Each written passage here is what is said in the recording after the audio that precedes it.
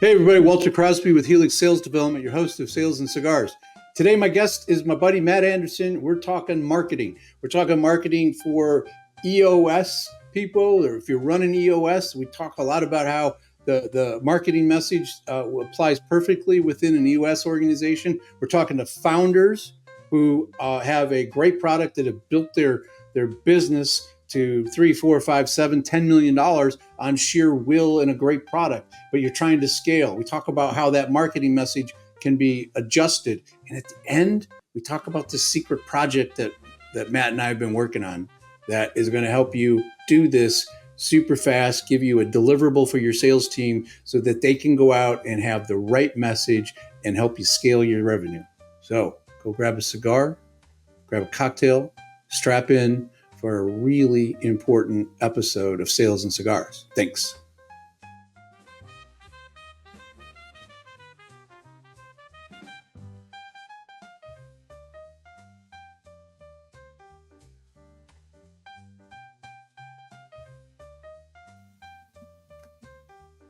So Matt, welcome back to Sales and Cigars. I appreciate you taking some more time to flush out these marketing ideas. Yeah, I'm glad to be back. It's always a fun conversation.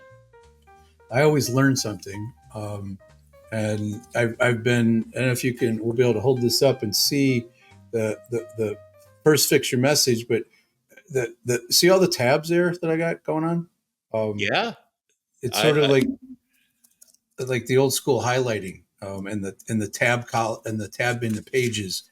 I've been digging into this, and I really recommend that our listeners who are struggling with sales to go get this book to help them fix their messaging, which is going to help them fix sales and scale. It's always good to see the book being read. Hope it can help a lot more people. So what I wanted to talk about today, Matt, is the market that I work in are that entrepreneur who's built a company by sheer force. They have a great product. Typically, they're typically a little bit more expensive because they're trying to deliver value and differentiate themselves. And that founder, that maybe the visionary, sits in that sales seat or sales adjacent and helps people close. They're out there telling the story, and the story is bouncing around in their head. They have it all there. They have all of the messaging. But what I'm experiencing, what I've been seeing for the last 6 or 7 years, is that getting that out of their head and onto a document that we can use to teach the salespeople how to tell that story is not there. And I really think it's that CEO, that leader's responsibility to figure out how to get that out of their head and put it out. And it's one of the things that we've always tried to do, is to help that leader scale their company by changing their messaging and stop talking about product and start talking about what concerns their customers. And I think there's a big disconnect there. And I want to start with, it's their responsibility to fix this. And what I say to them is, we put a straw in your ear and suck out all of that stuff, and then put it onto a page and try to get the salespeople to sing from the same sheet music. And I know that's not graphically attractive, but that's what we try to do. Yeah. So, I think your experience kind of mirrors mine, even though we have slightly different client bases. And obviously I work with companies from the marketing side of the coin, and you come in and your job is to really help the sales team become effective and begin to scale and hire the right people and get the right processes in place and really move the organization forward. But what I've seen from the marketing side is that is the same thing, that you have these growing companies that are founder led, and the founder knows so much about their space and they know so much about their market, and they have such a clear vision for what they've built that they might be able to go into, a whale client and close the deal. right? Because they, are able to pivot in the meeting and supply the right messages, and their enthusiasm and passion for the product, and their, just the sheer force of, hey, this is the owner of the company, this is the founder, this is the inventor, and, brings a whole lot of persuasion to the table. And so they go to market, they're able to land those first few clients. They get to, 3 million, 5 million, 7 million in sales. And maybe they have a few other salespeople who, kind of pick up the scraps for them. But, when it comes time to really scale, they hire a, director of sales or something. They pay them a couple $100,000 a year. And then they're frustrated that the sales team all of a sudden doesn't perform, right? They don't perform the way they do. And so they want to put on the cape again, go back in and sell to show, how bad the sales team they hired was. Right. And at the end of the day, even if the founder can close the sales, that doesn't mean they have a message that is portable, that, can scale, that will actually, in the hands of other people that you hire and that you hand that sales responsibility off to, will begin to move the needle. And they often have the same problem from our marketing perspective. They hire an ad agency, and then the ad agency asks them some questions, and they give, the best answers they know how. The marketing firm comes back with some assets, and, they spend tens of thousands of dollars and they don't get any leads. And it's the same problem. It's because they haven't really zeroed on the message, and they haven't figured out what is going to get the customer's attention, what's going to persuade them to want what you're selling, and ultimately what's going to call them to action until they buy. And until you have that kind of message that can orchestrate the connection between sales and marketing and build that customer relationship, you're not going to move the company forward in a way that's going to scale. And I think you hit on one of those points. Well, you hit on a bunch of points, but I want to tag on one of them, is that marketing, whatever that is, the website, the brochure, the business card, the lunch and learn deck, whatever, it has to have a consistent message throughout the marketing thread that represent what that story is, what we want that brand character to represent.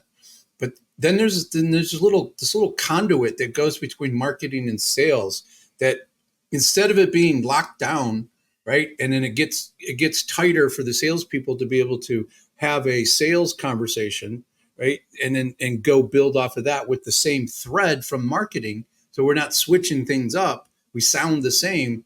Instead of that being a metal conduit, it's this sieve, like just holes all over it, and that whole message gets turned around. And then when you give generic, bland stuff to a salesperson, they're going to start pitching. They're going to start doing features and benefits, and we lose it. We lose the customer because we're not being consistent. We're not representing that brand. Yeah, all the bad habits start to come out, when that handoff isn't really well orchestrated.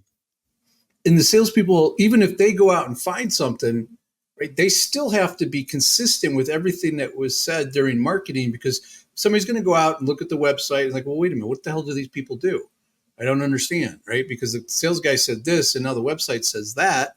I'm confused. So there was one other thing that you said when we were talking prior, that this almost needs to become like their second operating system. And a lot of my customers are running EOS, or some similar system that helps them navigate how to communicate within their business and how to measure things. And I know it's more complicated than that, EOS people, but we're using a language to run our business, and we're using a system to run our business, and I love it. But can you expand on that idea? Because I think there's some really cool threads there for that. The second operating system is our messaging and marketing. Yeah, sure thing. So I am a big fan of EOS. I was introduced to that when I partnered with an ad agency that operated according to EOS, and I came to be a real fan with many of the tools that it introduces into an organization. What I think EOS does really well is first this concept of an operating system for the business.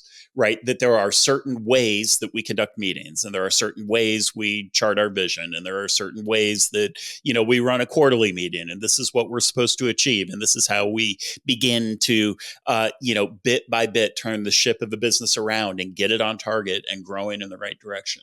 And EOS is fantastic. All of its tools are great in terms of how you hire people and what you're looking for, and the vision, the mission, the values, and how you actually operationalize that. And so, it does a great job of governing the operations side of a business, right? It's an operating system for how work gets done and planned and envisioned and all of that in an organization. And you definitely need that. And I think that a lot of what passes for strategy in the sales and marketing realm today is really in that category. It's a lot of discussion at the operations level. From a marketing perspective, it's here's how you plan what channels you're going to go into, and here's how you're going to allocate your budget. Almost every marketing plan I've ever seen prepared by an agency, not that I worked for, began with here are the channels and here's the budgets. And then, here are the tactics that we're going to use to reach your customer and get in front of your ideal customer. And then, once the client signs off on that, then they try to figure out what they're going to say inside of those channels.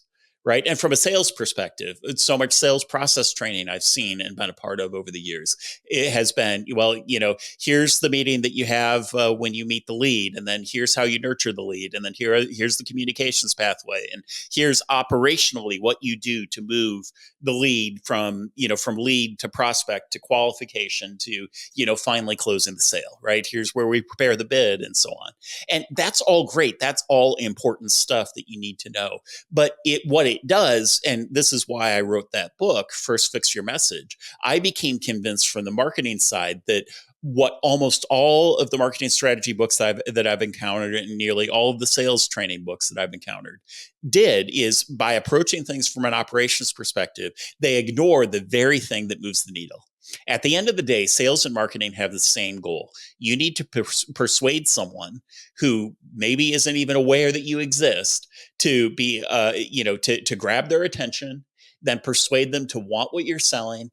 And at the end of the day, find a way to call them to action, to make offers and so on until you get them to buy, until you turn them into a customer. If sales and marketing isn't producing customers regularly, then it isn't doing its job. And what is the number one thing that drives the ability of an organization to turn, someone out there who ought to be a customer into someone who's a raving fan? Well, that's your message. Your message is the thing that builds a bridge between what's in your customer's head and what you do, such that the customer becomes persuaded that they need your product and they're actually willing to buy it. And sometimes it's just recognizing that you have something that they didn't even realize was available to them. Yeah. Right. I mean, it's almost like they're in a room that's completely dark. There's no light, and you all of a sudden flip a switch, and they can see like, oh wow, this might be a solution. Now, totally, the flipping of the switch allows them to be like, oh, I didn't even know this existed.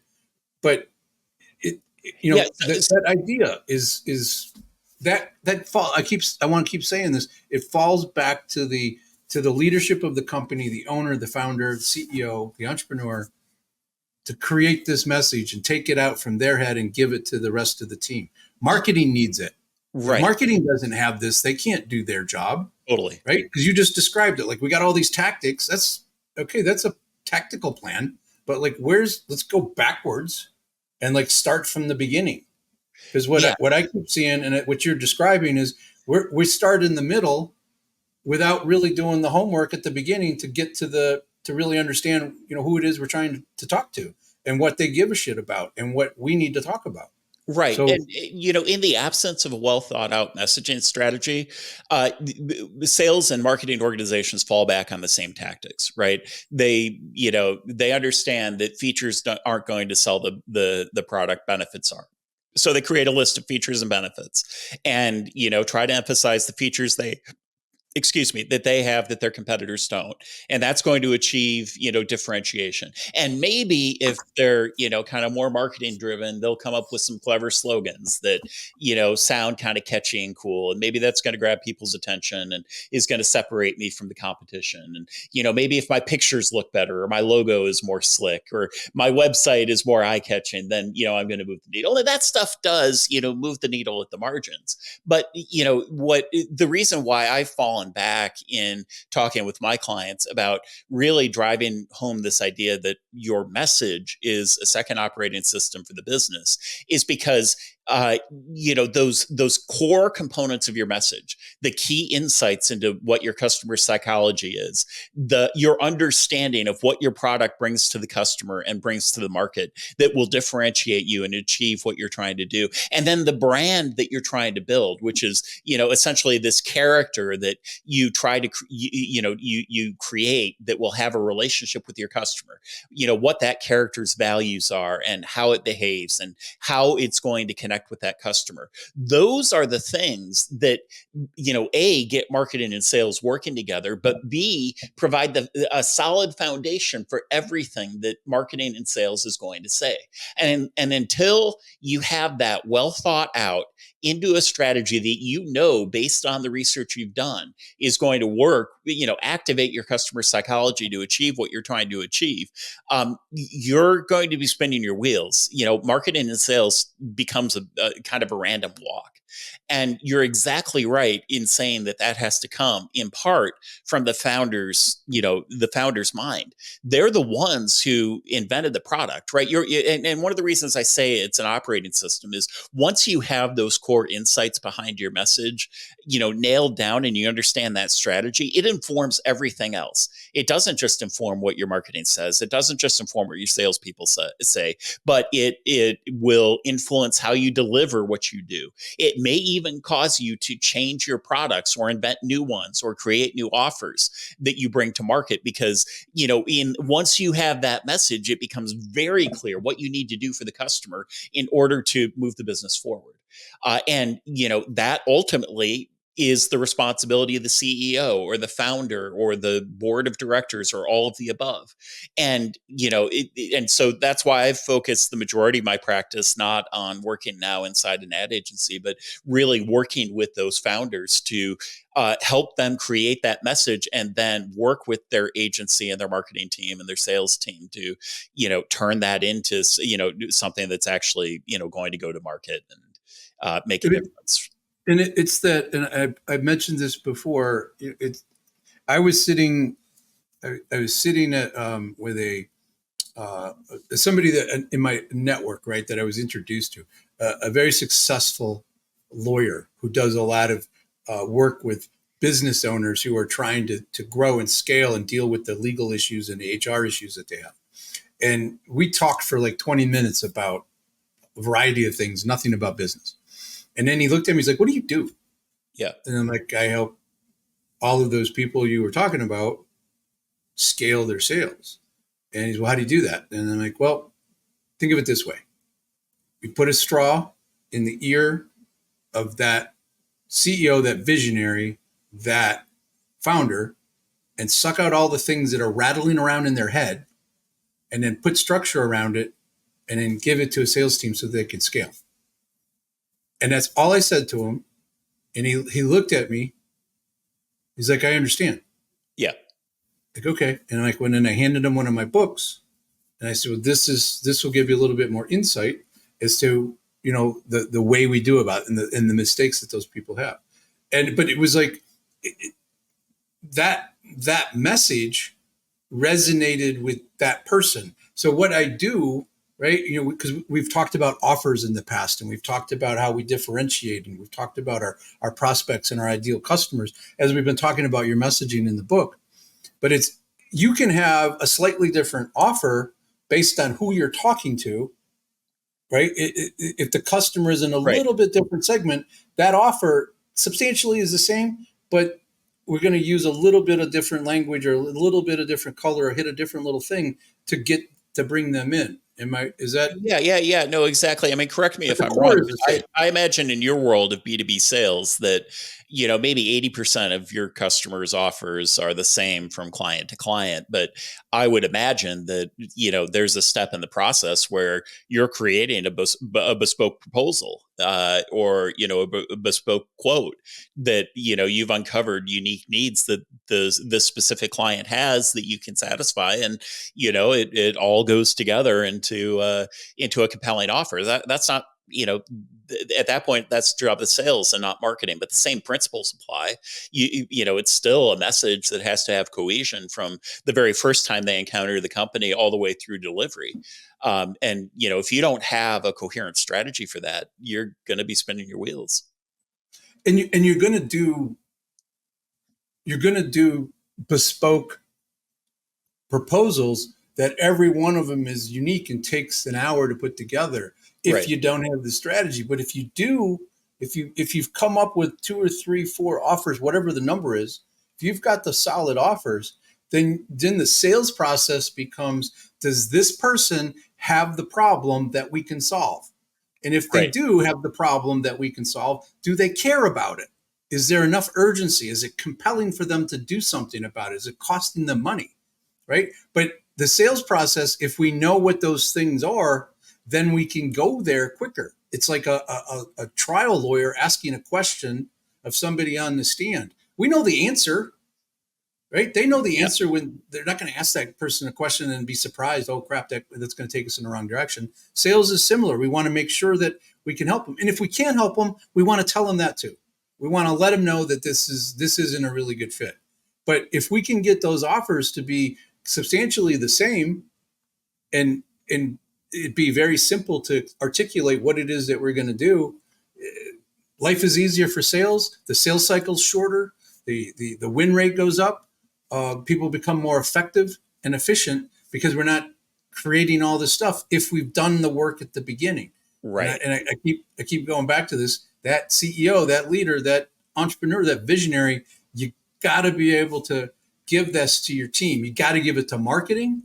You Yep. got to give it to your salespeople, even the people in on the dock shipping the product. They Yep. need to understand, right? It's how do we connect that vision that entrepreneur has, and let everybody in the company know how they can help the company achieve that within their role.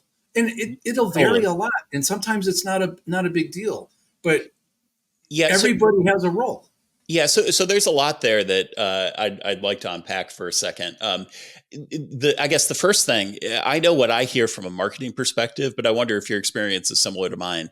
I can imagine the kind of CEO that we're talking about right now raising their hand and beginning to object, but to say, well, you know, I thought that the reason why I hired a VP of sales or a chief revenue officer, or the reason why I engaged an ad agency or have a chief marketing officer, is that it's their job to figure out the message, right? Mistake. But that's a mistake, right? Well, yeah, but They I need to imagine that's an objection that you hear all the time, right? like what did I hire you to do, Mr. Salesperson? Yeah, That's one of the first things. yeah. Isn't your job to be persuasive, or I've heard, isn't it your job to make things sound good and look pretty, right? I mean, like, Sure. if you can't do that for me, then why am I hiring a marketing person, or why am I hiring a salesperson? I don't know about you. I've worked with some very good CROs and VPs of sales and all of that, and every single one that I've ever worked with or who has engaged me has always said, one of the very first things out of their mouth has been, well, my job isn't to figure out the message that's going to persuade the customers. My job is to figure out the process that will make the sales team effective. Is that That, similar that, to what you've experienced? that so finding a CRO or VP of sales or even salespeople that understand that is much more rare than the ones who do get it. I mean, I go back to, like, I'll ask, like, pretend you're interviewing me as a salesperson, Mr. CEO, and I ask you this question, and you have to answer it, right? And Mhm. and this is going to help you. You want to hire me, but this is going to help you determine. It's going to help me determine if I want to work with you, right? Tell me how you sell something here without talking about your product. Yeah. Tell me about why I should buy this product without or service without talking about it. Yeah. Right. And they look at me like I got three heads. Right. And like if you're talking about your product or service, you've already lost.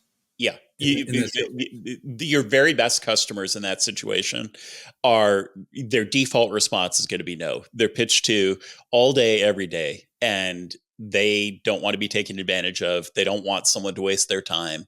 They usually are clear-eyed about what they need and what their problems are and what solutions they're pursuing. And if you don't fit into that immediately, they're going to stop their ears and they're going to get off the phone because, the last thing they want is, another sleazy sales, conversation. And so, if you can't grab their attention in a way that's relevant, highly relevant to them from the beginning, you're going to be missing out on, the vast majority of your best potential customers. And ideally we ask them something, we ask them to think about something in a way that they've never thought about it before. Right. Yeah. So what we're really doing is asking questions from a sales perspective. We're asking questions to make them think about their problem from a different perspective.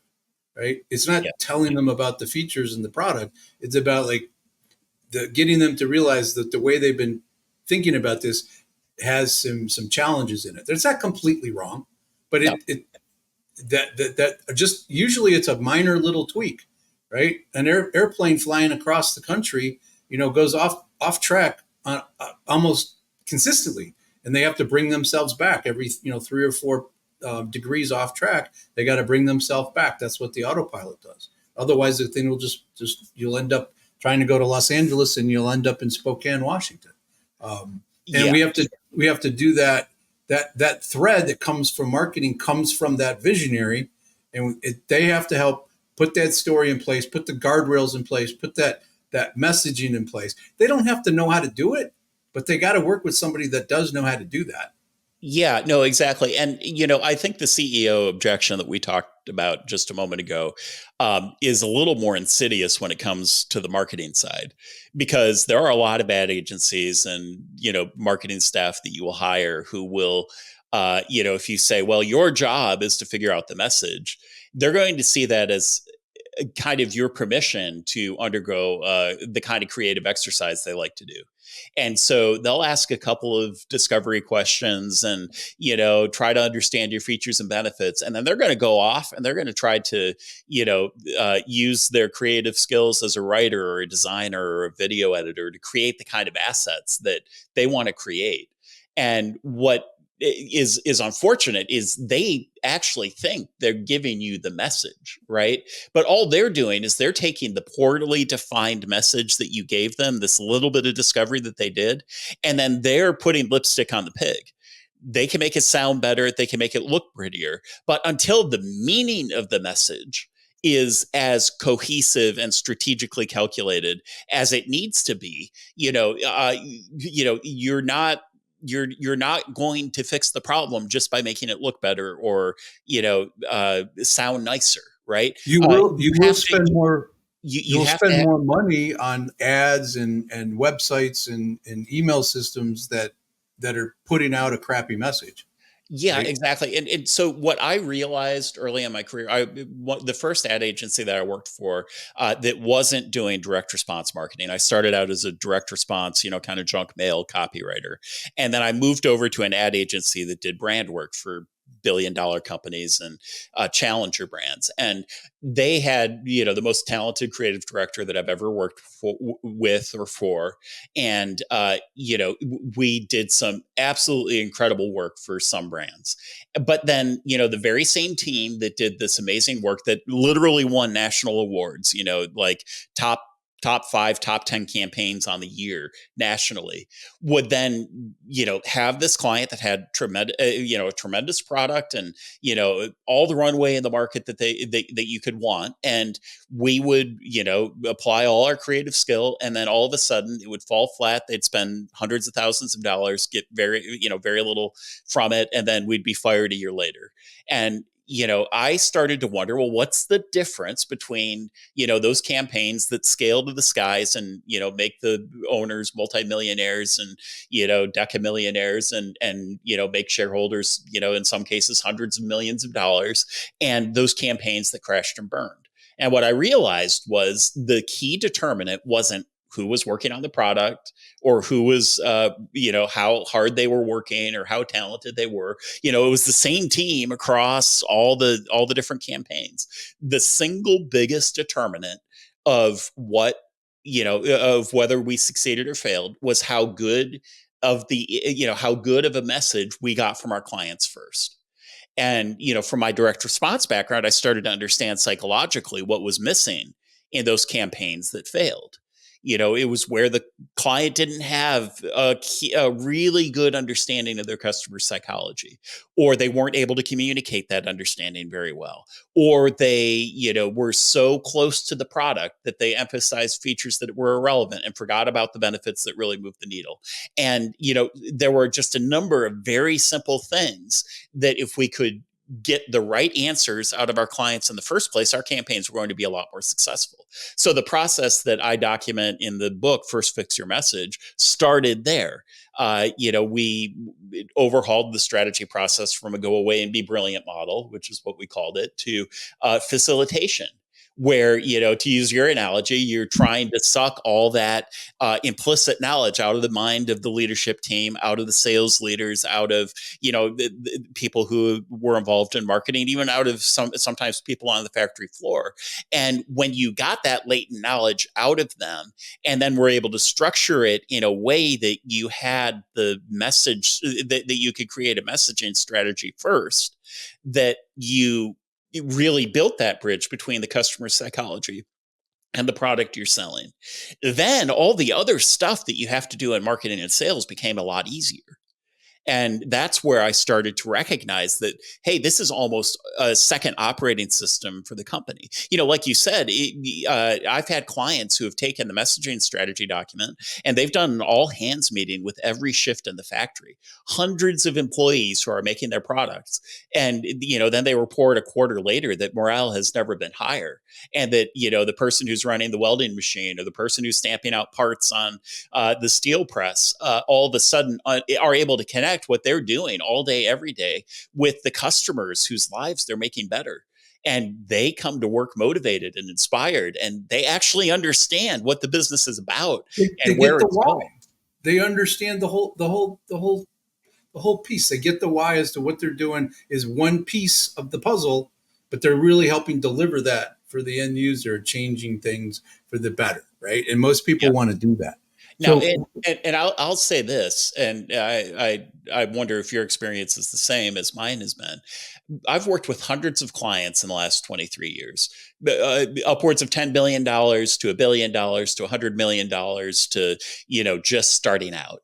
I have never walked into a client, not especially not even the most sophisticated ones that have a 500-page brand guide, where they have a document that clearly articulates what their brand character is, how their company behaves, and the key, distinctives of their message that creates a customer.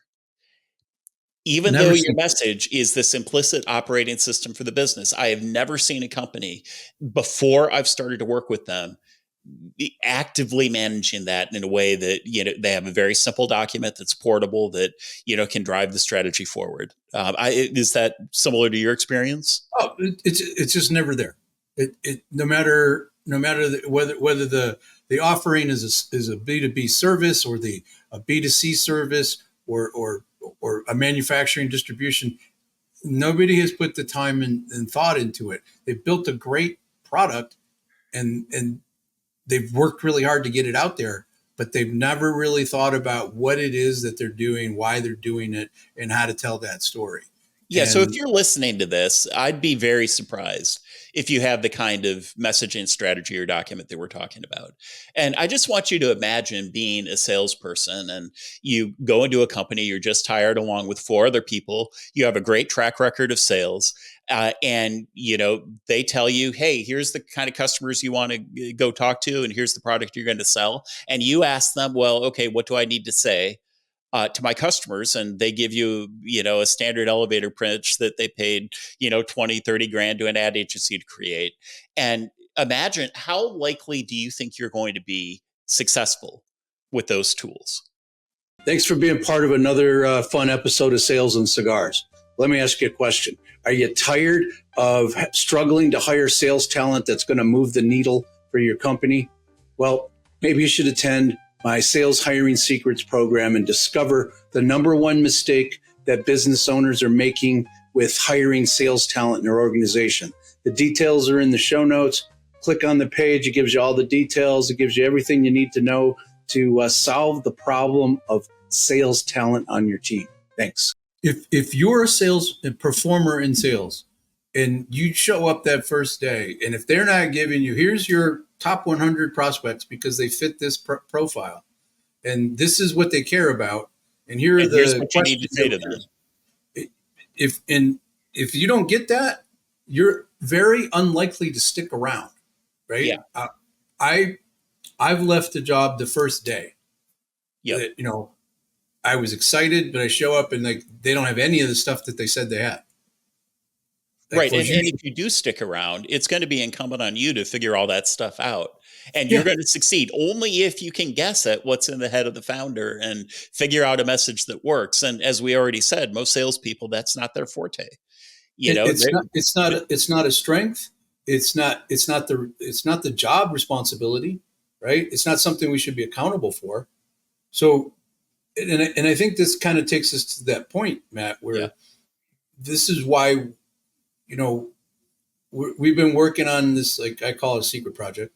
We've been working on a project that I think will, if for anybody that goes and looks under the covers of their own company and realizes, oh crap, they were describing us. We don't have that brand character. We don't have that message that we can connect to our salespeople and help them close business. We can't generate leads if we don't have that. It's a relatively short document that points out these pieces, and then there's some things that need to be built out around it. Yeah. But if they don't have that, we have a solution that we've been working on. So can you? I don't want to give away all the details, in part because of these conversations and the needs that you identified in your clients. I think it was maybe end of February or something that you came to me and you said, I know you have this system for developing the message from a marketing perspective, and you can build a full scale messaging strategy. But a lot of my clients, they're not open to that, or maybe they don't even need it initially. But the sales team still needs effective messaging, and so are there ways to adapt the tools that you've developed over the last 20 years from a marketing perspective to help me be able to deliver solutions for the kinds of clients that I work with. And so what we decided to do is to take some of the facilitation-based approach that I've developed and a couple of those tools, and then adapt those to create a sales deliverable. And I think the term that we landed on was, and the thing that we wanted to focus on is, if we can get sales teams to have a good message for their first or second encounter with a lead, where they introduce the company, they, whether it's a cold call or it's a scheduled meeting or a demonstration or something like that, and be able to attract the attention of that customer, validate that they're, qualify that they're a good client, and weed out the people who they shouldn't be spending time with, then we'll have moved these organizations forward in a big way. And we'll also have laid the foundation where you'll have the beginning of those insights to begin to be able to solve the rest of your sales problems with that message. And so what we came up with was this concept of a Sifter Message. Which is that 2-minute conversation.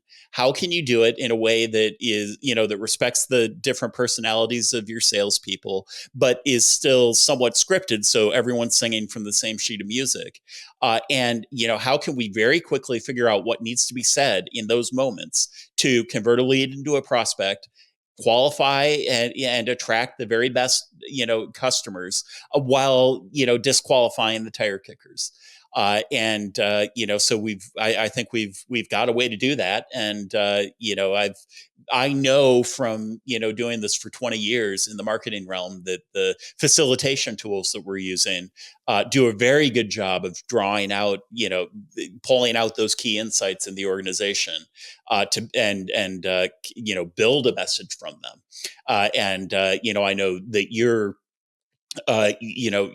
this Sifter Message is using scripts that you've used to great effect for your clients to, increase their lead conversion 20, 50, even 100%. I'm really excited to see what this is going to do for the clients that raise their hand and say, yeah, I'd really like to solve this problem. It's going to do a few things. I'm excited about this because it's going to help somebody move the needle, right? Because we're always about trying to figure out how we can scale things. But we can put all the systems and processes in place, that operating system for sales. That's relatively easy. Like we know what that's supposed to look like. We just customize it for them. But that message has always been this black hole that they look at me and it's like, well, you're supposed to do that. I'm like, no, you're supposed to do that. Who's the ideal target here? Yeah, and it's sort of like that Abbott or that Three Stooges, Abbott and Costello skit, right? Who's on first, right? Well, it turns out that no one and everyone's on first. The real problem is that the founder doesn't have the skills to do it. They have the answers, but they don't have the skills to translate the answers in a way that will power sales and marketing. Sales doesn't have the ability to do it because they don't ultimately know how to persuade. They know how to have the conversation when they're armed with the message. That's where their skills lie, and they know how to do the process, but they don't have the insights, right? And this product is what builds the bridge that draws out the insights that the founder has so that they're actually able to maintain some leadership over sales, but then translates it into a tool that makes the sales team effective from day one.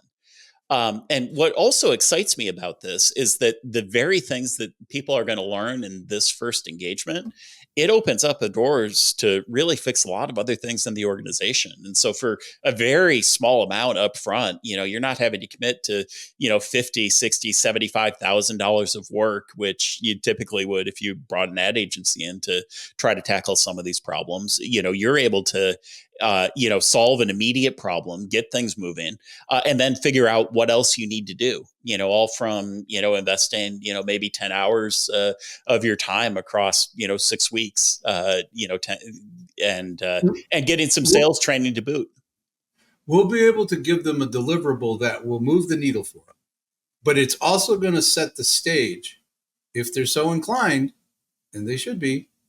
It's set the stage to make the rest of the marketing conversation to get that right. It's going to inform that and make that go faster. So what we're really selling here, what we're really talking about is being able to scale and go faster, right? All of the stuff in your book, right? First fix your message. All of the stuff is here. We can give them that with a much more efficient use of their time. You have it, we'll help you pull it out, and then we'll give it to you in a way that you can use it, right? So that's their responsibility. It's not for them to go take and write it and put it all down. That'd be great if they could, right. But most of them can't. But we can help you pull it out and put it back. Yeah, all you have to do is show up to maybe 6 hours of meetings, 5 to 6 hours of meetings, and answer the questions we ask. And then, it's our job to create the script and the document. And then you're going to go and train the sales team to be effective with it. And what's cool is we involve the sales team so that it feels like it's their idea. Right. They participate in the facilitation and they contribute the market intelligence that they have. And I have never not seen that result in a tremendous uptick in the rate at which everyone is speaking with the same message.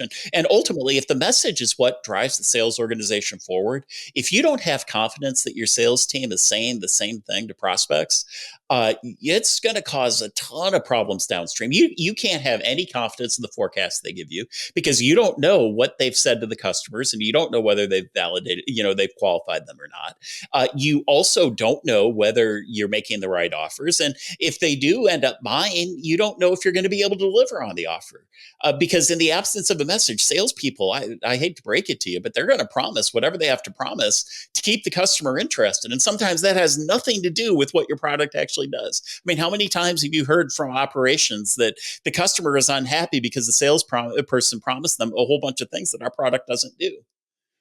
Not my clients, but that's a big problem when we start. When you I, interview that leader, yeah, they're like, I "Well, hear just it tell from them I what hear we it can from do my all." clients all the time when I first start working with them. But that's one Yeah. of the biggest problems they need to solve, and it's because there's that disconnect in the message.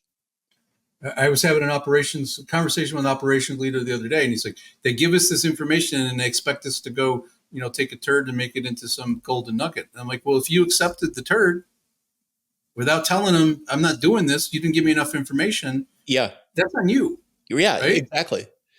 And he's like, "What do you mean?" I'm like, "You tell the salesperson they did not give you the information that you need to do the job. The expectations were set. If you accept it and you let them off, they're going to keep doing it, and it'll get worse. Yeah, So tell them no. Tell them to give you the right information." But what you were talking about with this facilitation, bringing salespeople in, what we're really doing there is we're giving them a tool, giving them the deliverable that they can go have the right conversations. Yes, but we're changing the mindset yes. of that sales team to realize, oh, nobody cares about that feature. I think it's really cool. Yeah, it's cool. It might be awesome, but nobody cares unless they have that particular problem. We need Yeah, to change how we talk about it. You could talk about that later down the right. road after you sold it. Yeah, By the way, how many organizations do you know that spend, tens of thousands of dollars a year on sales training because that's just what you're supposed to do. They, get the sales team with a highly touted trainer for a week. Everyone's really fired up for a month.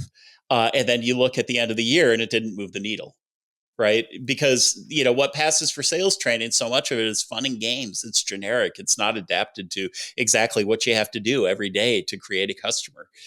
And what I love about this engagement and these facilitation based encounters is that I found that they're more effective than any sales training that I've ever been involved in, and it doesn't look or sound like training at all. It's facilitating the sales team, to make themselves more effective. But it accomplishes a huge mindset shift because they're giving the answers that are changing their minds. It all comes down to having the right structure to the facilitated exercises and the series of questions that you're asking. You're pulling out what they already know, but putting it in a new shape so that it can actually be effective. and giving it to them in a format that they can articulate, get behind, because it was their idea that formed these, Yeah. right? And I can tell you, I just came back from a conference that helps me get better. One of my partners, actually, two of my partners were there talking about what's going on in the market. And one of the things that I do is an executive briefing, but there's a data that's shown up in the last, let's see, since Q1 of 22 to Q3 of 24, effectiveness of our sales organizations have dropped 31%. Yeah. Just think about that. Just for a Yeah. minute.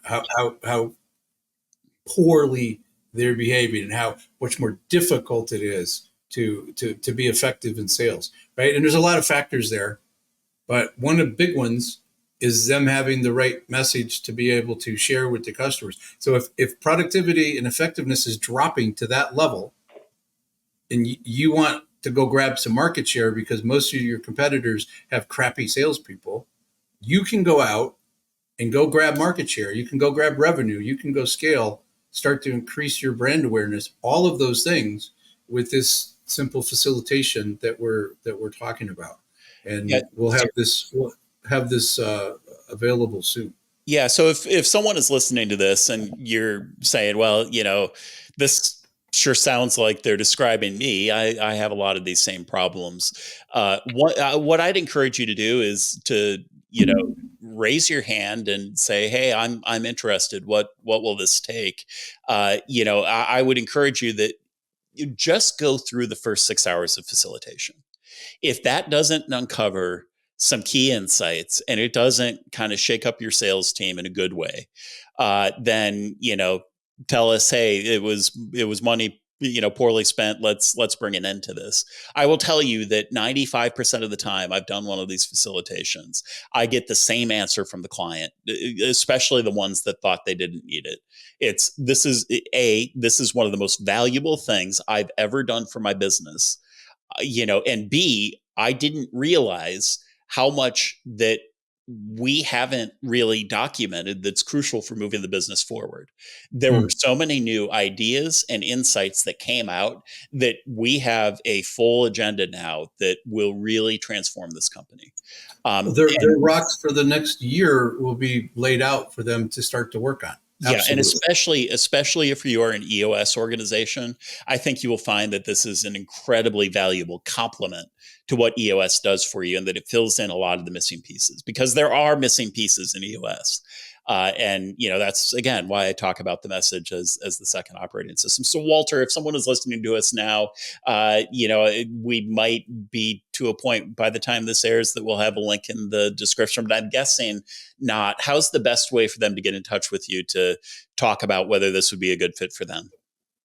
All of my contact information is in the notes below this piece. Your contact information, my contact information. Yep. If you're interested, ping one of us. Say you heard it on Sales and Cigars, right? And we know how to do this. We're just working on putting a structure together that makes it so simple that you would be silly not to do it. So if you think you don't need it, you're probably the best candidate. But if you're thinking that you need to make improvements, ping us, and one of us will get back to you. Both of us will get back to you, and we'll get you on the path. You don't have to wait for the offer, because I've been working on this in a very separate way, and you've been doing this for decades. And refining this, and we know what the deliverable is. We know what it looks like. We know how to do it. It's just putting the offer together in the right. Yeah, we haven't come to terms on how big a discount to offer. I think we have a little tussling to do on that afterwards. But if you're hearing this, close to the time that it launches, there's probably going to be a pretty good introductory discount as well. So, whether you just need this as an alternative to sales training, or you're really interested in how to get your sales team to be more effective, raise your hand, reach out to Walter or to myself, and we'll take care of you. In the grand scheme of things, it's such a small investment. It's virtually guaranteed to pay itself back in short order. Yeah, the ROI will be 10 times. I mean, there's no within months.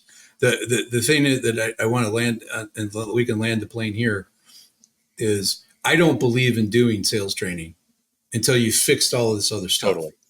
Because sales training is important. Billions of dollars are spent every year, and most of it is wasted because we're training people to do things that shouldn't be trained because they're not competent to do them. Right. But we haven't given them all the tools, and we haven't fixed the infrastructure. Building a house, on the cliff in California on a fault line, right, and some sand without their proper foundation. That's what sales training is most of the time. So it's the other pieces. It's the same thing from a marketing perspective. I have clients come to me that just say, well, I need more leads. And then I'm like, well, okay, what's your message? And they don't really know. And, until they can fix the message, their lead generation efforts are just going to waste a ton of time and money. But if you just spend a little bit up front to get that right, your sales and marketing efforts are going to be so much more effective. And you can go use your SEO friend. You can go use your website friend. You can go use your person who writes Facebook ads. If you give them the right material, it's just a matter of how much fuel you want to put in the tank. So, Matt, totally. I'm excited about this. Likewise, it's a pleasure as always, Walter. I think this is going to be a lot of fun, and I'm most excited about the difference this is going to make in the listeners' lives when they raise their hand and actually get their message moving forward. I mean, I think we have a common goal, is that we'd like to really see, like for me, it's 1,000 businesses, by 2029, 1,000 businesses that are scaling in the right direction that I've had some impact on, right, to help them move. And this is one of the ways that's going to help them move fast and be effective. So Well, really sounds excited. good. Thank you. Yeah, thanks a lot, Walter. It's always fun. I'll look forward to the next conversation. Thanks.